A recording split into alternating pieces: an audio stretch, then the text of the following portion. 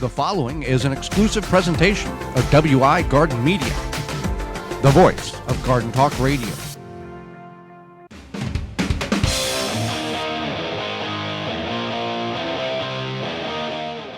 Coming up on the program today, it's about edible flowers, why you should grow them and why you should eat them, as well as container gardening. Our guest will be new author Susan Mulvihill will be with us and will answer your garden questions, and it all starts right now. You are listening to the most informationally packed hour of garden-focused radio in the country and on the internet with your host, husband and wife team Joey and Holly Baird. This is the Gardening with Joey and Holly radio show. Welcome to the Gardening with Joey and Holly radio show. Happy you are part of the program today. I am your host, Joey Baird. Beside me is wife, co-host, best friend, and gardening partner, Holly Baird. This program is for you, about you, to help your garden grow better, to maintain your landscape, grow healthier trees, make your grass look greener, as well as preserving what you grow. We thank you for tuning in, whether you're listening to us on one of the 15 stations that are broadcasting our program this year in 2021, radio app, through our parent website, the WisconsinVegetableGardener.com, under the Season 5 tab, in-studio video replay, or podcast, or any other way. We thank you for allowing us to be part of your day. If you want to get a hold of us, here's how you can do that. You can send us an email to gardentalkradio@gmail.com. That's gardentalkradio@gmail.com. Write that down so you always have that available. Or you can give us a call at 1-800-927-SHOW. 1-800-927-SHOW. If we can't get to you, leave a message and we will get back to you with the problem or your situation resolved the best that we can give it to you. So, Holly, let's get in the program. And our first topic today is a topic that I have not really heard a lot of people cover, which is edible flowers. Now, why would one want to have edible flowers, and then we'll go into what they taste like, I guess, is kind of the outline here. Well, it's always been a thing, but now it's becoming even more of a thing with the whole farm to table movement over the past few years, and just in general, like a lot of these smaller restaurants will add the flowers as a garnish or just like a little accent piece to the dish, kind of add a uniqueness to whatever they're serving. Well, many years ago, back when the restaurant Ponderosa was available, that's more of a southern thing. Bonanza was more of a northern thing, wasn't there? There's Ponderosa here. Well, in the northern areas of the country, maybe you're in an area where there's still a Ponderosa or Bonanza. But anyway, the story goes, whenever we would go, there would always be a garnish on the dish, which now, looking back, it was kale, curly kale. Yeah. And nobody ate it but me. You weren't supposed to eat that. That was supposed to be like just a no-no. On our first date, you said something about the garnish and how kale. I think it was parsley on my dish because I had like some Italian dinner thing, and you said kale is better, and I was like, okay, dude. Well, now here we are. Now, if you had kale with bacon and a little of Walton seasoning, you got something going on there. So let's go over some of the do's and don'ts here before we actually get into some of the more common, and to me, doing research on this, didn't realize some of these were edible. Yeah. Well, that's the thing, is that you might not know, and you have to be cautious. You want to make sure you are eating the correct thing. But one thing is definitely do not eat it if it was sprayed with pesticides. So you might know, like in your yard or your garden, that it wasn't. But if you're driving down the side of the road, a state park, you don't know what has been sprayed. So one of them, we're not going to really cover this a lot, but one of them is phlox, and I know phlox grows on the side of the road. You wouldn't want to eat that. Well, some of these things, if they are sprayed, they probably are not going to survive that spray because it's a toxicity spray that's designed to kill some like of an herbicide or something. Right. Yeah. So, that's one thing. And then you want to use them sparingly. A lot of these can cause digestive issues if you were going to eat like a whole clover salad or something. Right. So you want to make sure it is definitely like an accent garnish. Mix it in. Yeah, mix it in type of thing. So let's talk about the first one, which is clover. Now, are we talking the white clover we see in the yard, or we're talking about the red clover that people are baling up for the animal feed in the fields? The white and red clover blossoms. Okay. Yeah. So not the animal feed. So you can add it to salads and it has a almost like a licorice-like flavor. Well, that won't be something you will enjoy. No. You don't like licorice. Next thing is dandelions. Now, dandelions, in some portions of the area in which we are from, you go 10 miles one way, the dandelions are just now blooming. You go 10 miles the other way, they've already bloomed. They got the little puffers on them. However, all parts of the dandelion are edible except for the stem. The stem can be toxic. And the flower, the root, the leaf. Now, it's not something that you're going to go, hey, the family's over, let's have a whole meal of dandelions. That's not, there's different properties and benefits to different parts of the plant. And people do stuff with the roots. They make They boil it, and I've heard. And like a tincture, isn't it? Yeah, it's supposed to be helps with your blood. Now, we're not physicians, or we don't play them on TV or the radio, so don't take it, talk with your physician. We're not doctors, we're not nutritionists, we're not anything like that. So definitely want to keep that in mind. Do your research and make sure you are identifying what you are eating. That's our disclaimer. Right. So another one is impatiens. A lot of people use these, and that has a sweet Hurry up, flavor. I'm impatient. Let's move through this. They have a sweet flavor. They can be used as a garnish, or like they float in drinks. Is the whole thing edible or just the flower? The flower. Okay. Marigolds. Yeah, so people use this for We know rabbits like them. Yeah. People use them like saffron, and I think that they're in the same family. And like a lot of people, I guess they have a citrus flavor, and people like them in salads. Okay. So that's something that many people don't realize realize it is something that you can eat, is the marigolds. Dandelions, many people may have been familiar.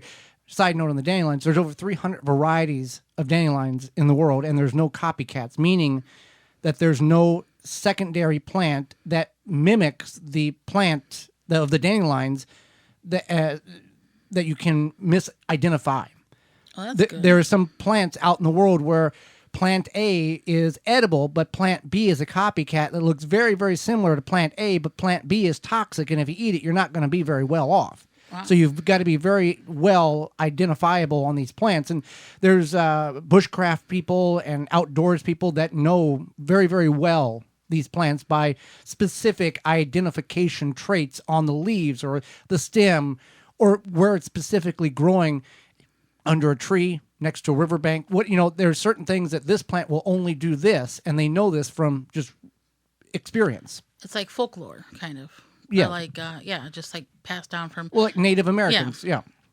Okay, what's next on our list here? I don't know how to say that. You say it right. Nasturtiums? Nasturtiums, that's it. Okay. All right, so this is... A lot of people know about nasturtiums and how they are edible. The blossoms have a sweet, spicy flavor, like watercress, and people will make stuff the flowers like with mousse, or you can add it to salads, pickle them. There's all sorts of uses for nasturtiums. Pansies is the next one on our list. Yeah, so you only eat the petals. Okay, so that's the only part that's safe to consume is the petals. Okay.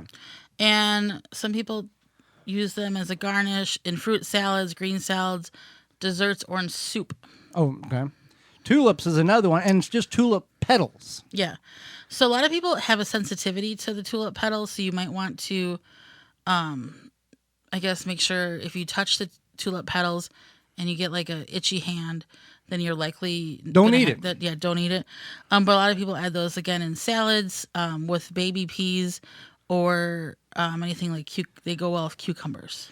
Another one is violets. Yeah, so violets have a perfume flavor. If you're out and you smell violets, you'll kind of get an idea of what they could possibly taste like. Kind of like when people make the lavender lemonade. You know it's going to have that lavender, earthy flavor. You know if you are going to like it or not just by the fragrance that you're ingesting through your nostrils. Right. So that's the same thing with violets. They have a very sweet perfume flavor, not the same as lavender, but you would know if it's something you're going to like. And a lot of people use this to embellish like desserts, drinks. People will freeze them. We'll see. When we watch the moving picture box, we see people. That's the TV, Holly. We see people. When we watch the cake shows, they use a lot of petals in decorative fashion on cakes that are edible, wedding cakes and different fashion cakes.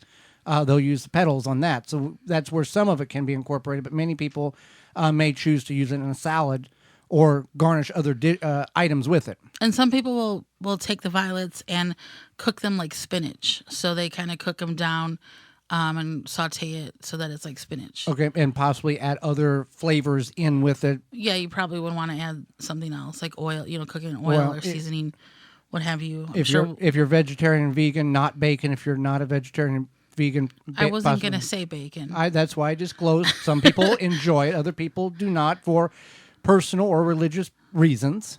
Yeah. So there's a list of just and then one. One obvious one is the sunflower seeds.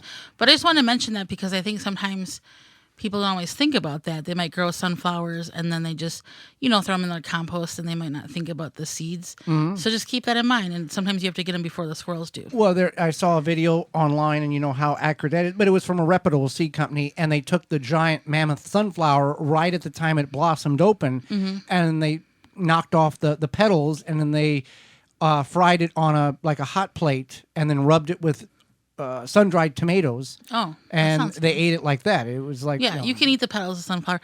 Also, no, they were eating the whole thing. Yeah, zucchini blossoms. Yes, we can't forget about those. A lot of people will eat those. They'll deep fry them.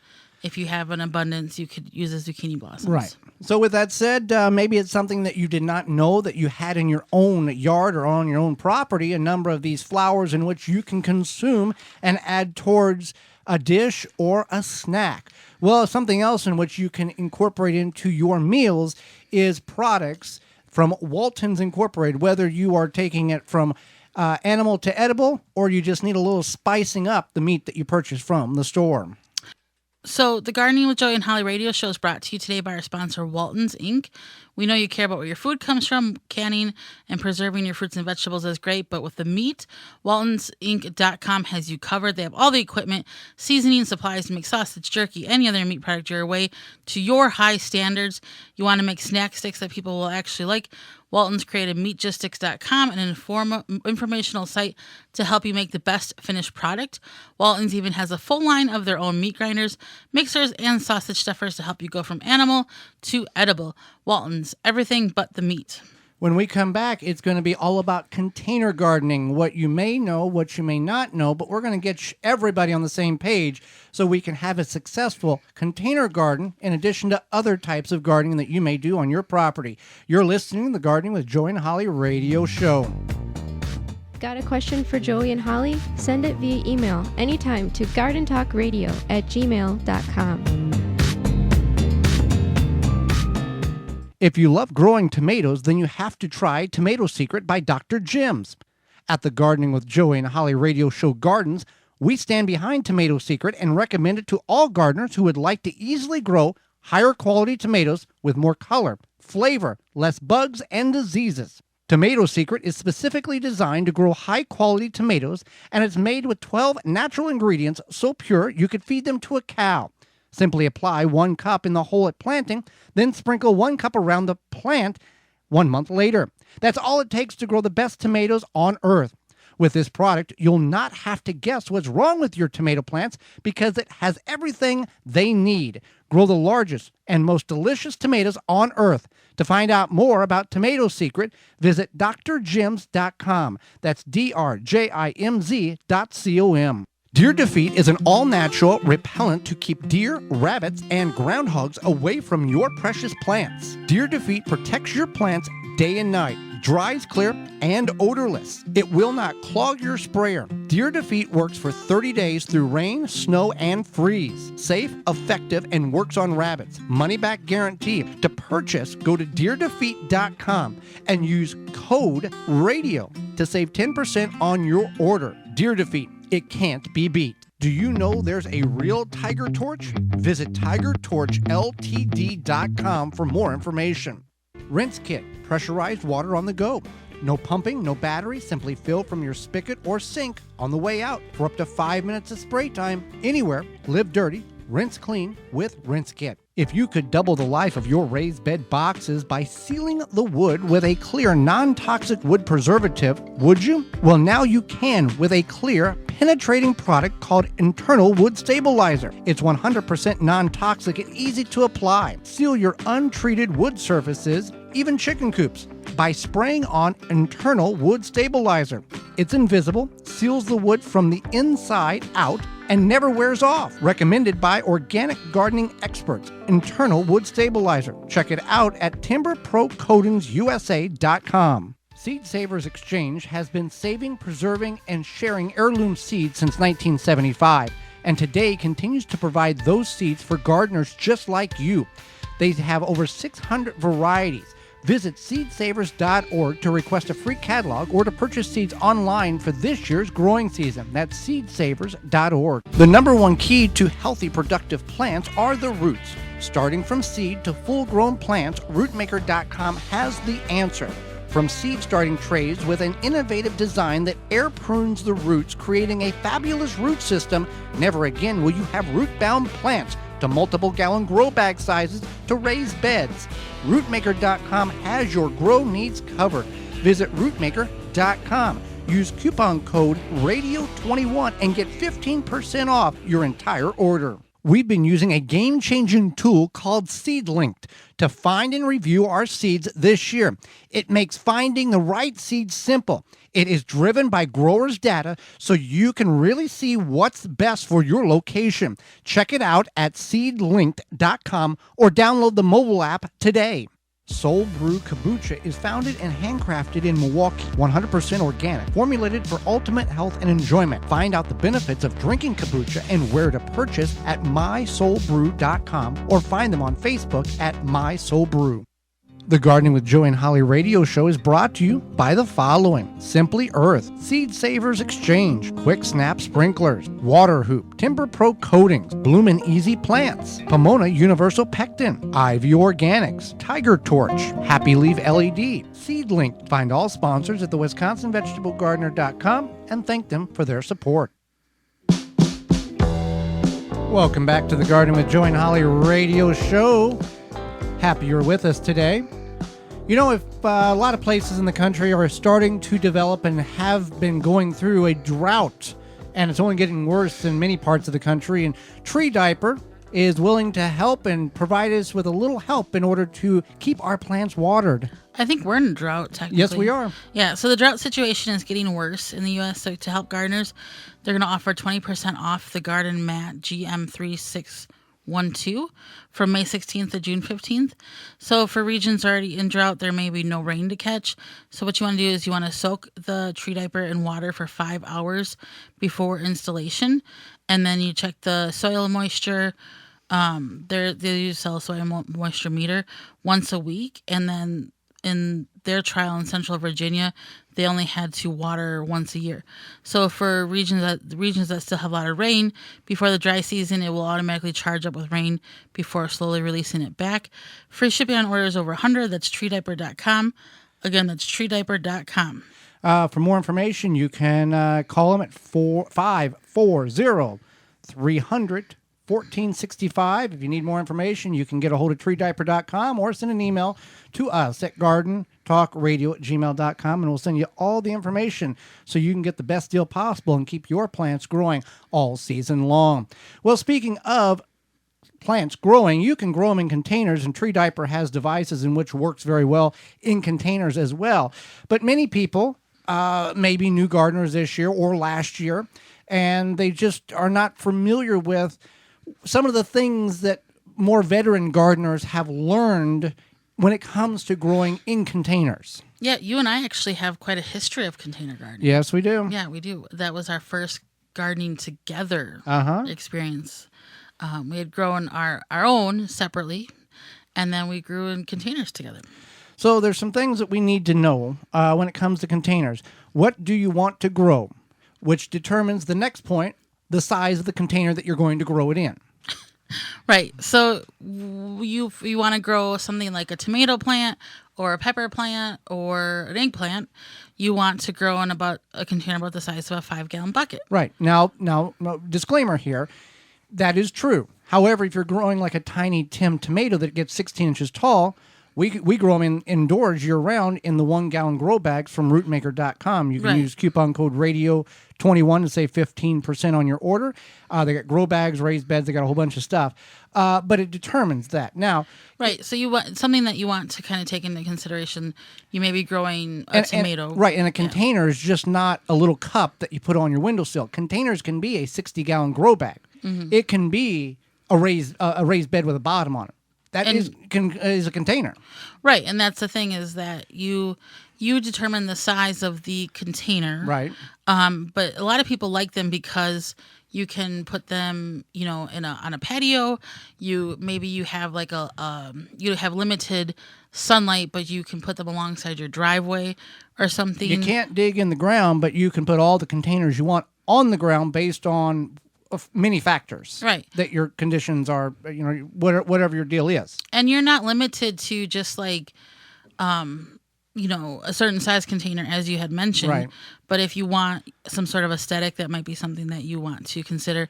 So to keep that in mind. Now, a big thing is drainage holes, and Joey likes to drill his drainage holes along the bottom side. Right. Example, all of us take a vision and think about a 5-gallon bucket. Most people put holes in the bottom of the 5-gallon bucket. However, if you go up the side about 1 inch and put 4 holes around the perimeter of that bucket, and then fill it up. Don't add rocks or pour anything else in the bottom. Just fill it up with compost, potting soil, raised bed mix. And then when it rains or you water, it overflows after that bottom 1 inch is saturated. And then that allows the excess water to set there and wick back up in the soil as the plant needs it, to kind of give you a little insurance if it is a really hot day and you forget to water, or you just can't get to the watering aspect of it. Now, when we talk about that, if you go full bore on the containers, dripworks.com has a couple of container irrigation kits in which you can set up on your patio, porch, or deck that's designed specifically for containers. So that works very well. But also now, back to your thing, is a container can be any size you want it to be. However, a 5-gallon bucket is easy to move compared to a 60-gallon grow bag.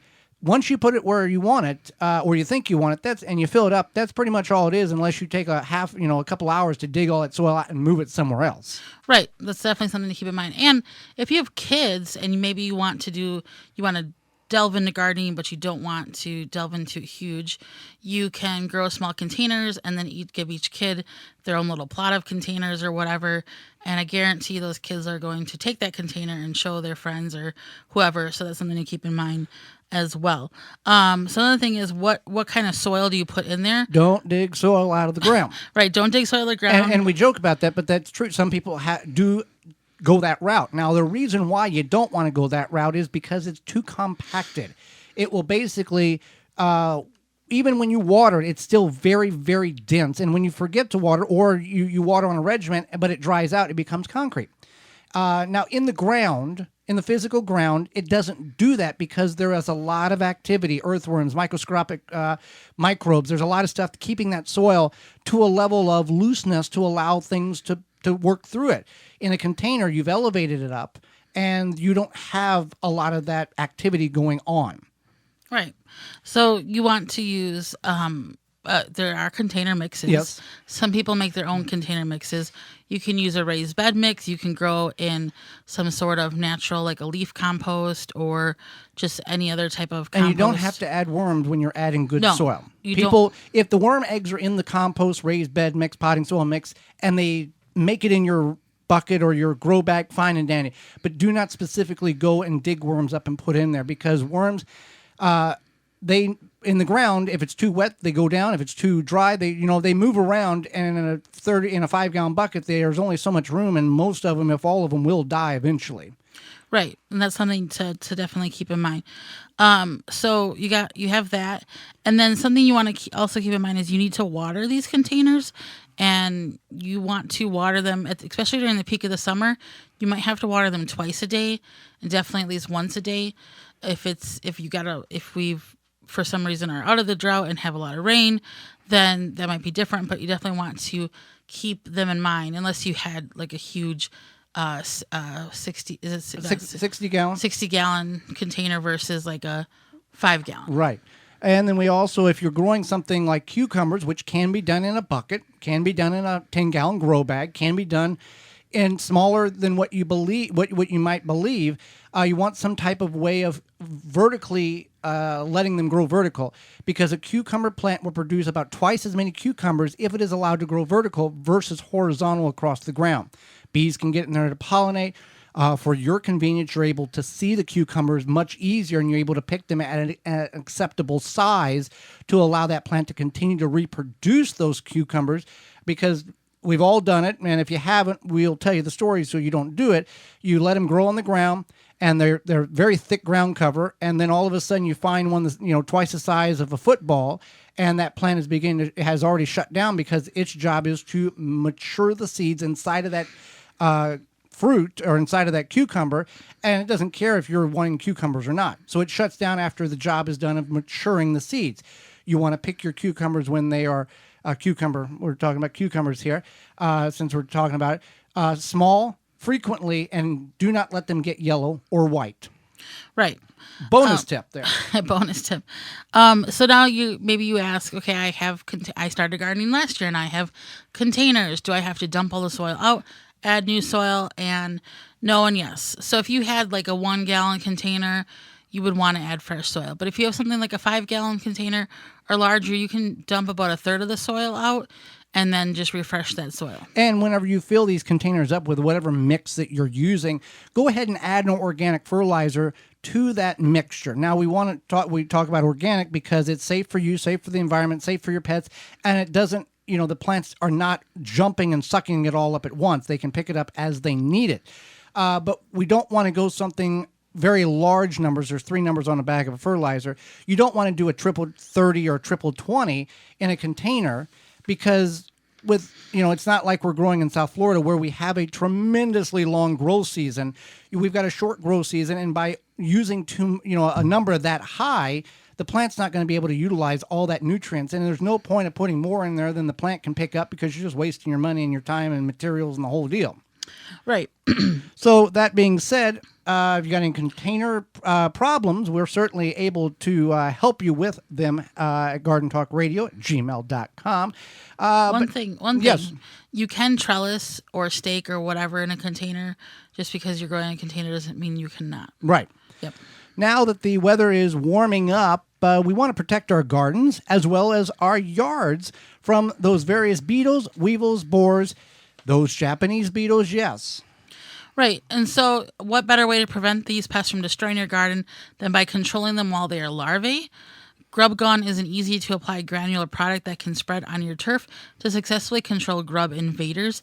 It's developed by Phylum Bioproducts from a naturally occurring bacteria. Grub Gone is a non-chemical BT product that specifically targets only certain scarab pests, and it's safe to use around bees and other beneficial insects. If you have those beetles already flying around your yard, then Beetle Gone is the answer. It is an organic water dispersible powder that you can spray directly on your edible plants. Yes, directly on your edible plants.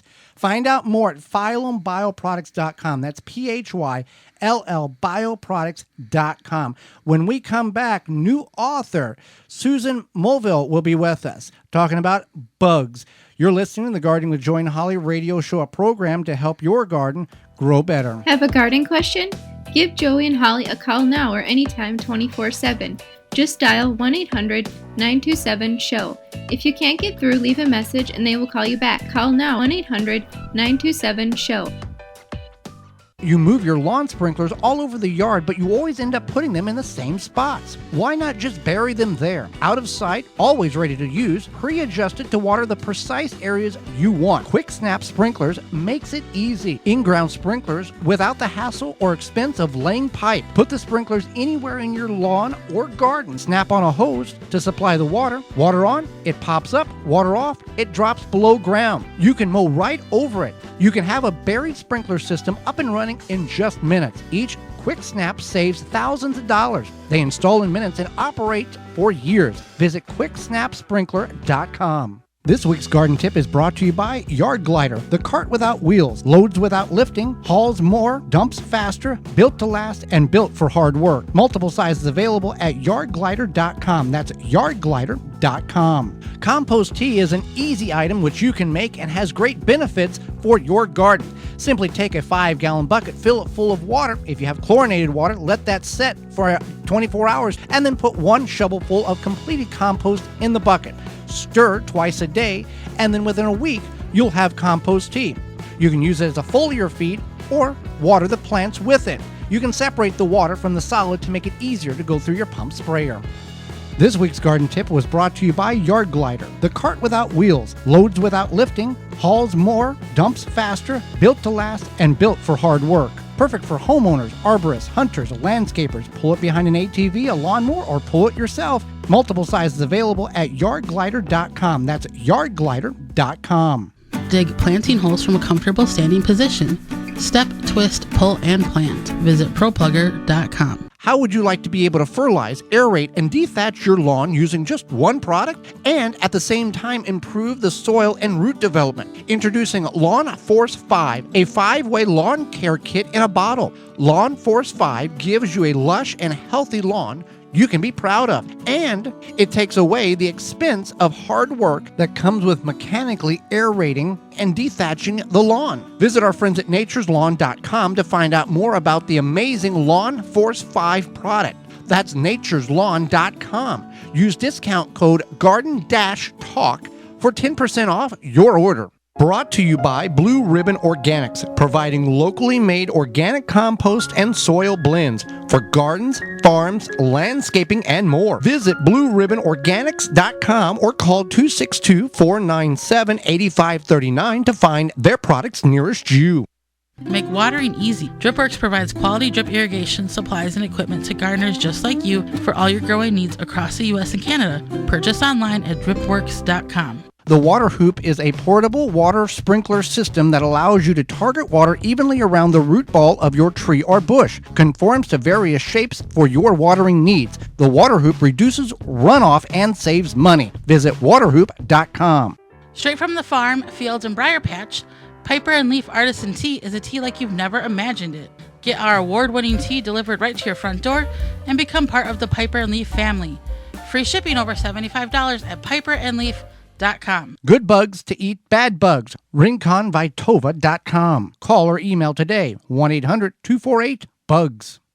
The Gardening with Joey and Holly radio show is brought to you by the following: Pro Plugger, DripWorks, Waltons Incorporated, Tree Diaper, Janie's Mill, Phylum Bioproducts, Chapin Manufacturing Incorporated, Nature's Lawn and Garden Incorporated, Deer Defeat, Dr. Jim's, Root Maker. Find all sponsors at the WisconsinVegetableGardener.com and thank them for their support. Welcome back to the Gardening with Joey and Holly radio show. Thank you for being with us. Do you have carpenter bees? We've asked you this question a couple of times in the last month, but we're trying to prevent the problem on your property before the carpenter bees do the damage, and then you've got an expense, and especially with lumber prices now, you don't want to have any expenses when it comes to damage to lumber. Correct. So carpenter bees, there's a carpenter bee trap stick from Rescue. It also works on wasps, mud daubers, and what they do is they bore holes and tunnels into wood to lay eggs and care for their larvae. So these holes and tunnels are in the wood. They invite mold and rot into homes, decks, fences, and other wood structures. Spring is the best time to catch carpenter bees before they mate, but trapstick can be used throughout the summer and early fall to control the carpenter bees. Rescue makes the carpenter bee trapstick. It's simple to use and pesticides free. You hang the trapstick from the wood structures that you want to protect. You go to carpenterbeecontrol.com. You watch a video about carpenter bees and learn how to prevent them with the trapstick from Rescue. That's rescue.com or carpenterbeecontrol.com, and they're made in the USA. Holly, let's go to the hotline and bring in our guest for this week. Susan Mulvihill is a columnist, passionate gardener, author, and has a new book out called The Vegetable Garden Pest Book. Welcome to the program, Susan.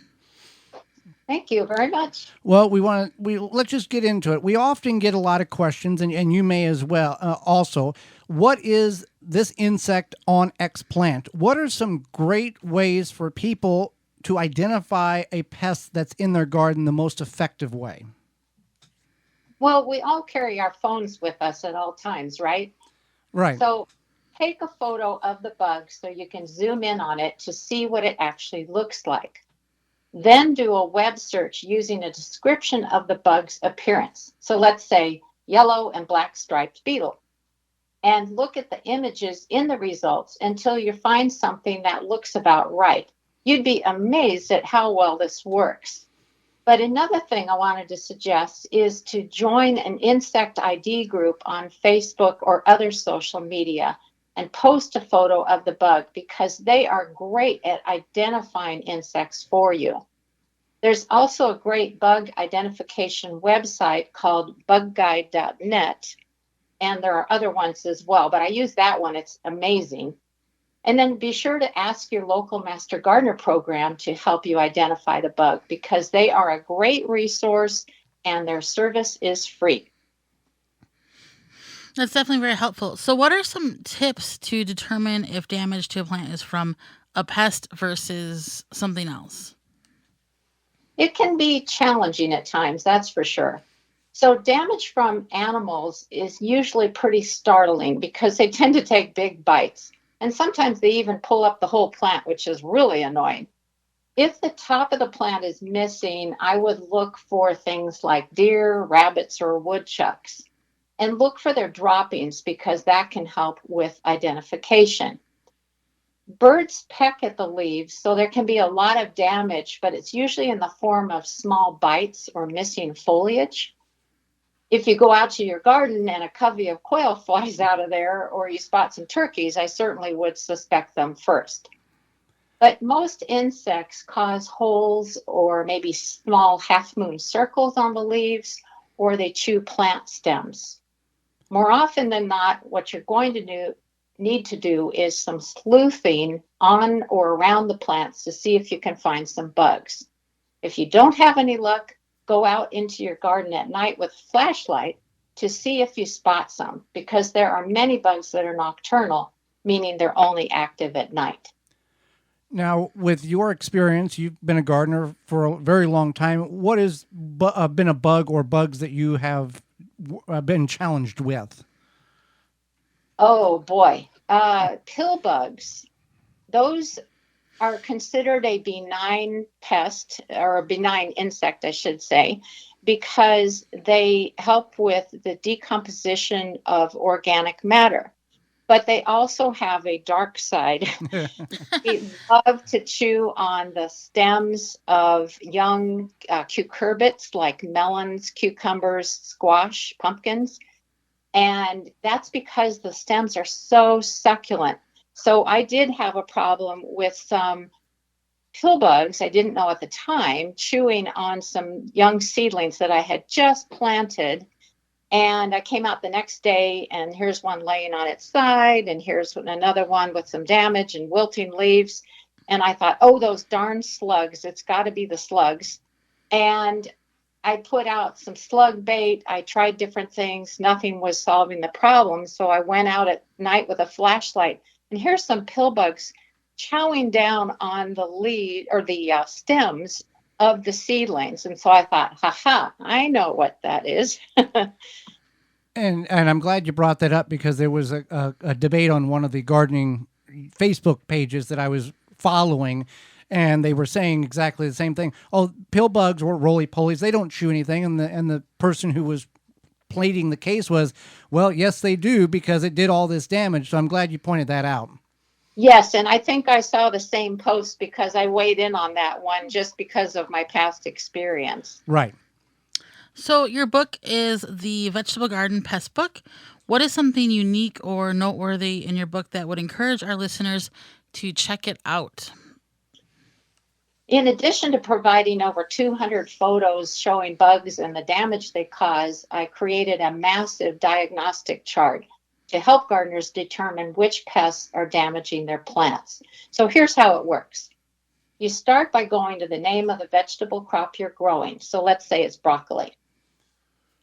Then you read through descriptions of the types of damage that bugs might cause on broccoli plants.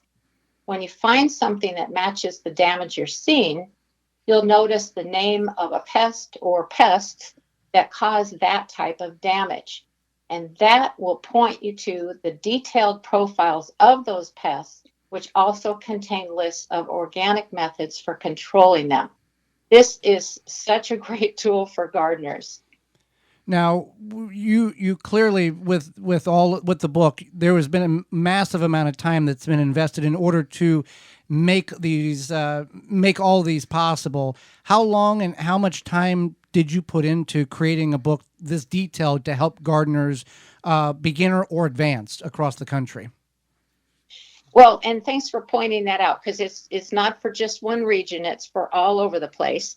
And I started writing the book last February of 2020, and I submitted the manuscript in the middle of September last year. So several months, but I had been thinking about doing a book like this for quite a while. And so I already, I had some material, but yes, I did a ton of research because I think it's so important to be very accurate. And right. Information that they can rely on. Right. And if I've got a problem with cabbage, I can go to that portion of the book and start basically doing a search. Here's what the problems is, and you've narrowed it down for me. Your work has made my job much easier identifying the problem in my garden so I can be successful. That's awesome.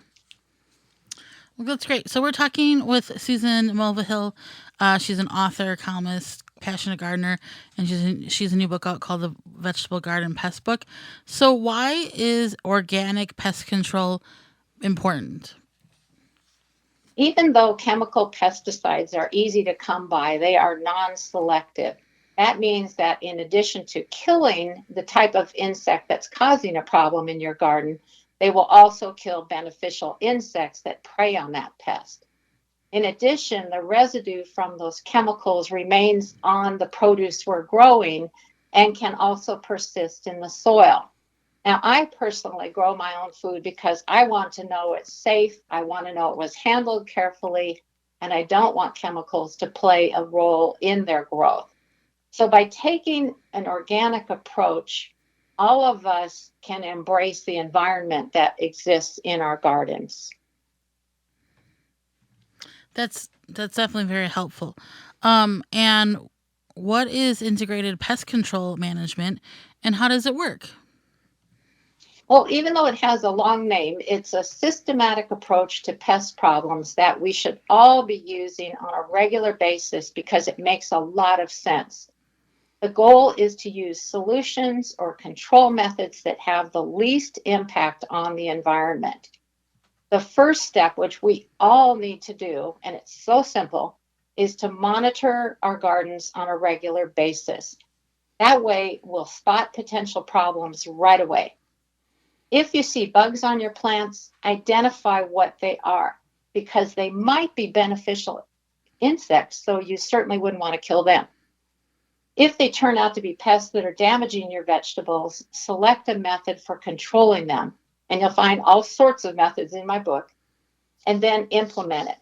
At that point, document the steps you took and what your solution was so that you'll remember what worked or what you should do differently if you have problems with that same pest again.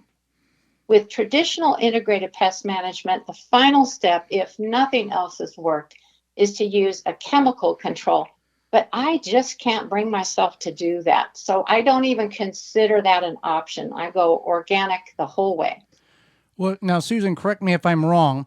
In a garden, you're going to have good bugs and bad bugs, and it's okay to have bad bugs because the good bugs, if you have a balanced ecosystem, the good will control the bad.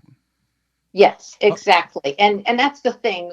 We humans tend to react to all kinds of bugs and not realize that something might be beneficial, or we don't realize that the beneficial insects need to have some of the bad guys to eat, otherwise they won't survive. So it is quite a balance, and the goal in my book was to make it easy to identify both the good bugs and the bad bugs that you might see in your garden. Very good information. How can people find your book? And by the way, how can people follow you on your YouTube channel and watch your journey in your garden through this growing season? Well, first of all, my book is pretty much available everywhere. You can get it on Amazon or other online sources. You can buy it or have your local independent bookstore order it for you. And my website and blog are on susansinthegarden.com. I have all sorts of great resources for gardeners there. I post daily on Facebook and Instagram. Just look for @SusansInTheGarden. And like you mentioned, I have over 300 how-to garden videos on my YouTube channel. And once again, that is Susan's in the Garden. Well, Susan, we greatly appreciate the time and the knowledge you've not only shared with Holly and myself, but all of our listeners. Well, thanks so much for having me as a guest. Well, thank you very much. And when we come back, it's going to be your garden questions, our garden answers. Yes, this is the Gardening with Joy and Holly radio show, a program to help your garden grow better. Got a question for Joey and Holly? Send it via email anytime to gardentalkradio@gmail.com.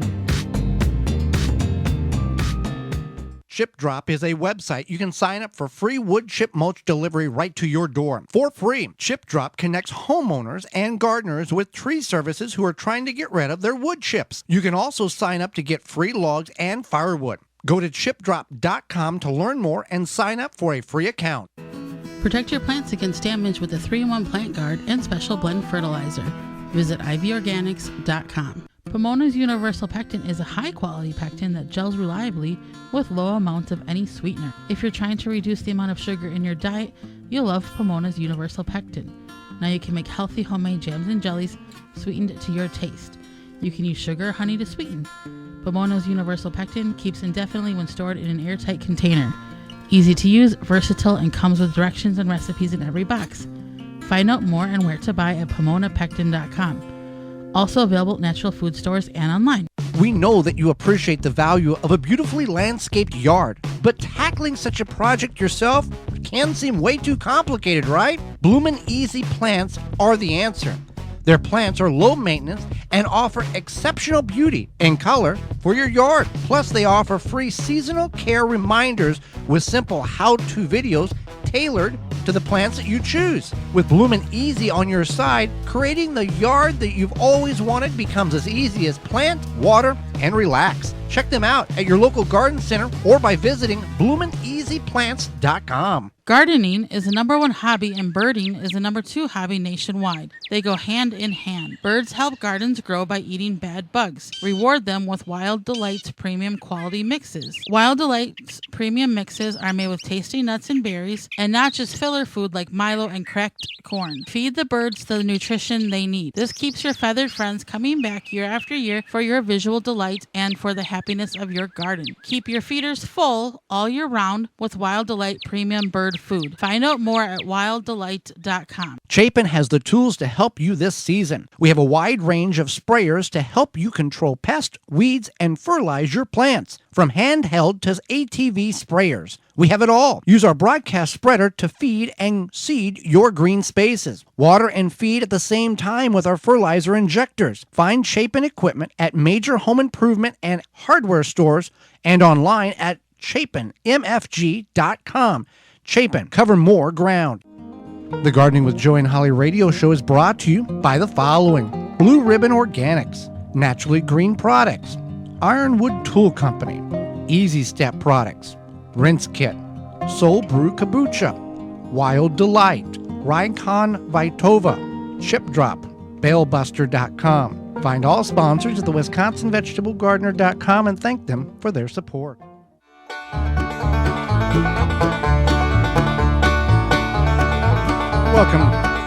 Welcome back to the Gardening with Joy and Holly radio show. Time for your questions, our answers.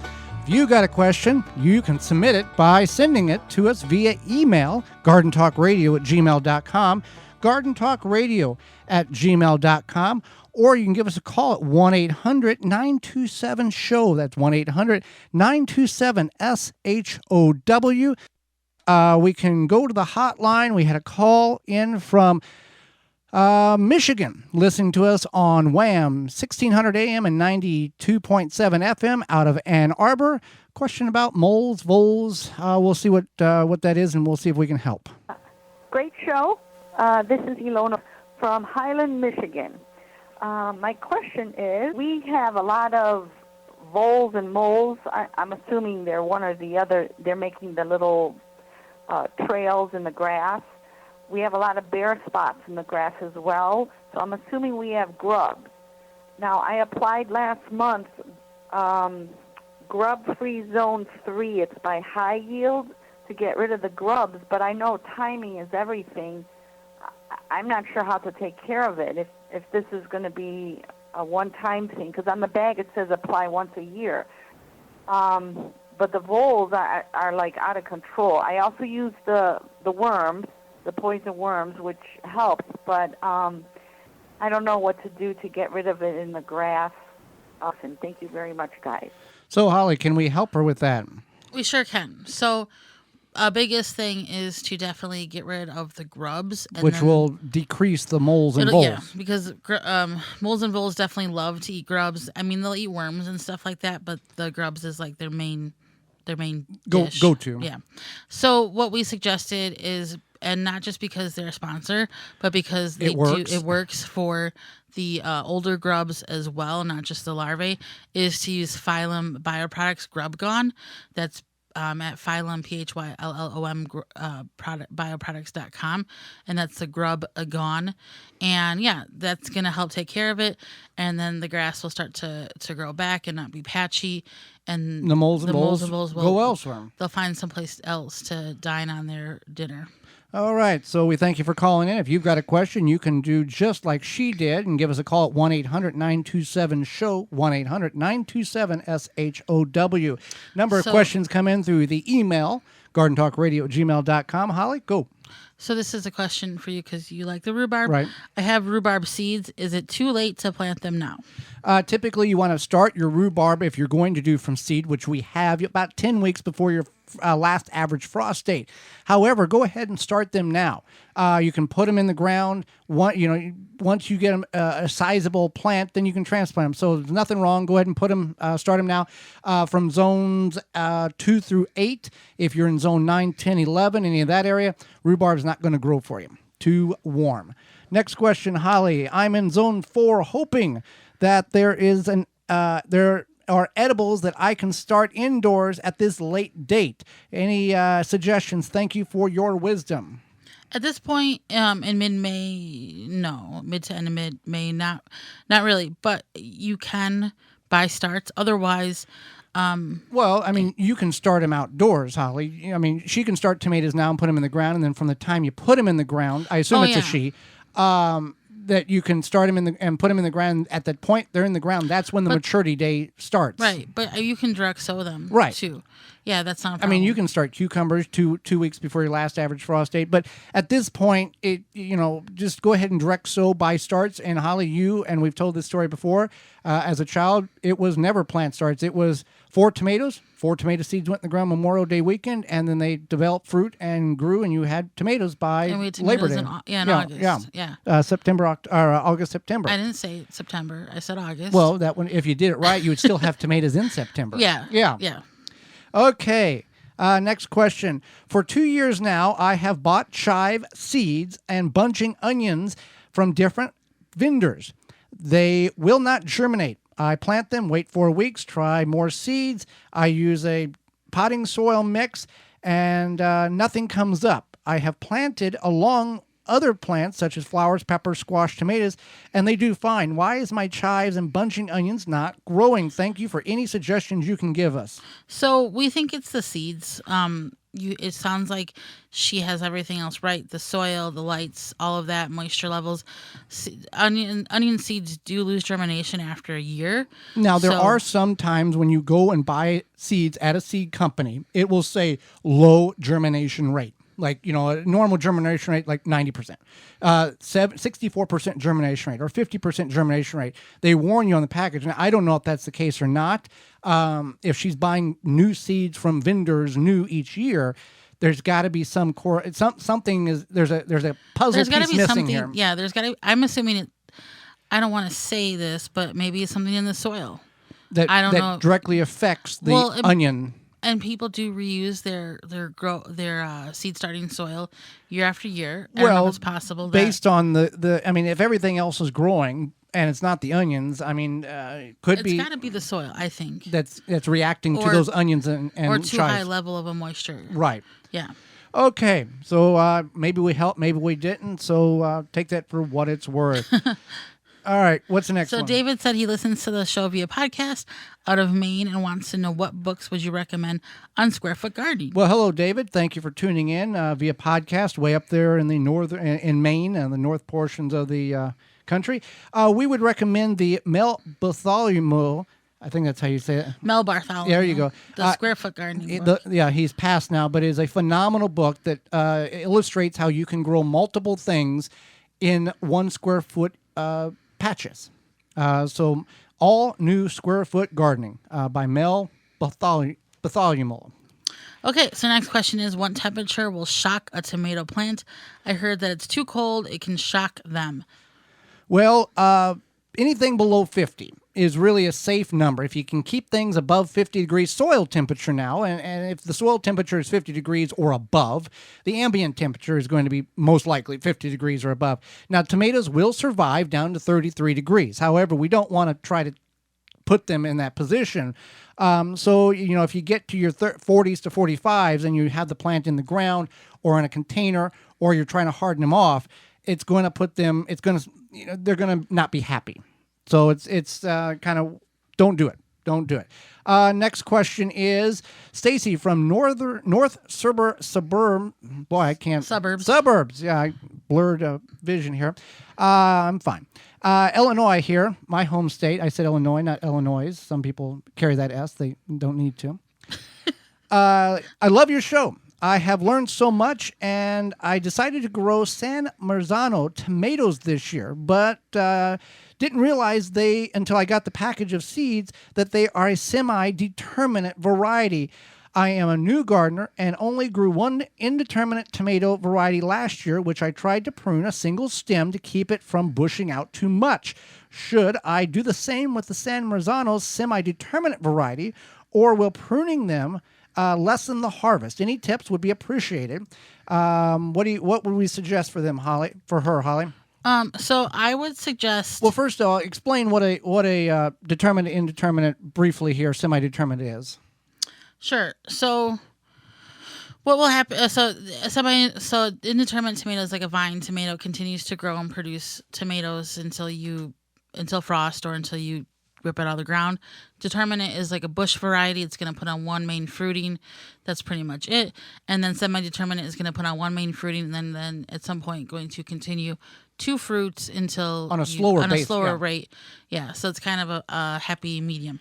So San Marzano tomatoes are actually typically not as high producing as other tomatoes because it technically is an heirloom variety. And it depends on where you're growing them as well. Yeah. Coastal. Right. Yeah. So I would not prune them. You can prune them, but typically for something like a bush tomato, you don't typically prune them. Because you're going to really inhibit the amount of production that plant puts out. Because it's in the thought of pruning versus not pruning, it's more going to be of the bush thought mindset versus the vine. Every limb you cut off, you're losing the potential of 6 or 8 tomato, or 4 or 5 tomatoes that you're selecting to remove because you're wanting that single stem.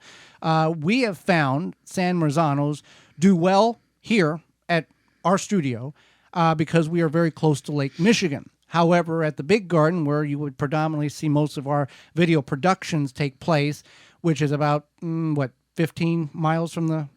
It's about, I would say, 15 miles southwest of the lake. Oh, yeah. So, that is about 9 miles. Much more inland. 9 half miles mile versus 9 miles. And the San Marzanos do not do well there at all because it doesn't have that not tropical, but that coastal feel with the humidity in the air. They just seem to like that in our experience. Right. So since we live here close to the lake, it does have a different climate. And everybody who lives near Lake Michigan or any large body of water Pretty in the knows- summer, cold in the winter. knows that there is that lake coolness, and I like it. I love living by the lake, but not everybody does. So, what else do we got? With that, we are out of time, Holly, and we thank you for listening, for your time that you allowed us to be part of your day. Did you miss any portion of this show or want to revisit it in its entirety? Well, you can do that by going to our parent website, the WisconsinVegetableGardener.com, and clicking on the Season 5 tab at the top of the page. Or you can send us an email at gardentalkradio@gmail.com, and we will send you the link to this show via podcast. Tune in next week. Do not miss it. We will be covering fertilizer, the types of fertilizer out there available for your garden, what you should and should not purchase, and some of the reasons and techniques on how to apply it and to get the best bang for the buck.